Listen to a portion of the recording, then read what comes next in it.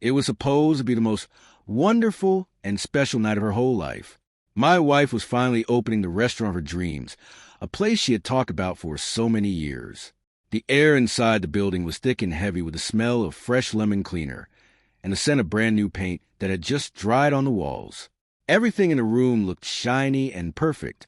The marble counters gleamed brightly under the big lights, and the brass decorations sparkled, catching the reflections of every single person who walked through the door. I stood there in the middle of the crowd, just watching her work the room. I felt such a deep sense of pride for what we had built together as a team. But then, in a single heartbeat, everything changed. She walked right up to me and handed me a plain white envelope. This was not the shy or nervous version of my wife that I used to know so well. She used to be the person who would look to me for comfort whenever she felt unsure or scared about the future. No, this was a completely different woman standing in front of me. Her smile was smooth and looked very practiced, almost like it was made of soft silk, but I could tell there were sharp and hidden edges underneath that smile.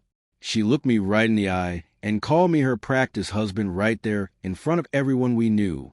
The entire room seemed to freeze in time as she pressed that white envelope against my chest. She used only 2 fingers to hold it there, almost like she was labeling me with something that should make me feel ashamed of myself. Her voice was loud and very clear, and it cut right through the sound of people talking and the noise of glasses clinking together. She told me to sign it and go. The silence that followed her words was heavy and felt like it was done on purpose. I did not even look down at the papers that were tucked inside the envelope. Instead, I looked straight into her eyes to see if I could find the person I loved. This was a woman whose big dream I had paid for with every bit of my own life savings. I was the person who helped her build her self-confidence from the ground up when she had nothing. Whenever she faced a problem or a setback, I was the one who quietly covered all the costs with my own money and my own patience. She stood there waiting for me to explode or get angry. She expected me to cry, shout, or create a big scene in front of her guests, but I gave her none of that. As I stood there, I took a moment to look around at the crowd of people. There were wealthy investors, people who are famous on the internet, and people we used to call our close friends. All of them seemed to have practiced their laughter ahead of time, waiting for this exact moment. A small cough broke the quiet, and then a low chuckle followed from someone nearby. Rehearsal husband, a man standing at the bar, whispered his friend. They were not even trying to be quiet or polite about it. Those words felt like a sharp dart designed to sting my heart, without leaving a mark that anyone else could see. They were not being mean in a loud way. They were just laughing casually, as if my whole life and my deep feelings were nothing at all. I stood there while my name and my place in her life were being erased in front of everyone I knew. I thought about the history of this place and how much work I put into it. This restaurant, which was her big dream, had been built entirely on my credit and my personal promises to the bank. I remembered all those late nights I spent staring at long lists of numbers and making plans for the future while she fell asleep at the table next to me. I was the one who fixed the money problems and argued with the people who owned the building to get the best deals for her. I was the one who made the emergency money transfers late at night when the people selling us food were about to walk away and quit. But in this room, on this night, none of that mattered to anyone anymore. She turned her back to me just enough to face the crowd and told all of them that I knew this was only a temporary thing. She claimed that we had both agreed to this ending and that it was what we both wanted. We had not agreed to that, of course, but lies often sound much sweeter to people when they really want them to be true. I opened the envelope slowly. Inside were the divorce papers, and I saw that she had already signed her side with a bold signature. It was a clean and very public show designed to look like a perfect ending to the story she wanted to tell. I reached into my pocket and found my favorite pen. Without pausing for even a single second or saying a word, I signed the papers right then and there. You could almost feel the entire room let out a breath at the exact same time. The tension in the air lifted like a heavy wave moving away from the sandy shore. The script she had written had played out exactly how they all wanted it to. The quiet and supportive man had given in, and the driven and successful woman was moving forward into her new life. I handed the papers back to her and said congratulations in a way that was calm and genuine. For a tiny split second, she blinked and looked caught off guard because I was not angry at her. But that moment of confusion only lasted for half a second before her victorious smile returned to her face, looking brighter than it ever had before. I turned around and walked out of the restaurant all by myself.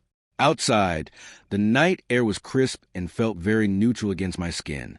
The bright lights of the big city swept across the sleek black cars sitting in the parking lot.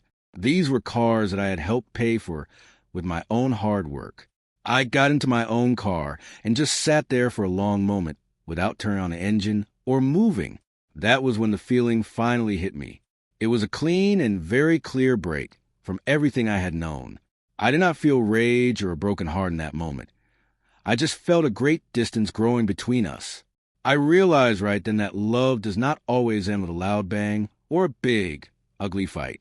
Sometimes it just fades away the very instant you realize that your place in someone's life has become nothing more than a mean joke they use to make themselves look better than everyone else. I pulled out my phone and made my first move. My first call was to my private banker, who handles all my accounts. He picked up on the second ring, just like he always does when I call. I told him to cancel every single one of the remaining money transfers immediately. He did not ask any questions because he knew I was serious. My second call was to the group of people holding the operating funds for the restaurant. I revoked all of her access to that money right then and there.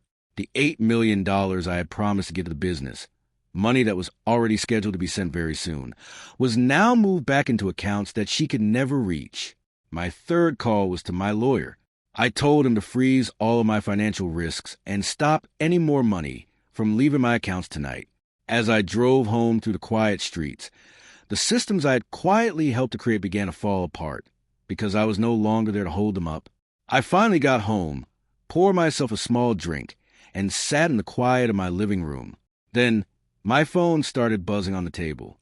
It buzzed once, then twice, and then it simply did not stop. I flipped it face down, so I would not have to see the screen lighting up. In just 20 minutes, I had 97 missed calls.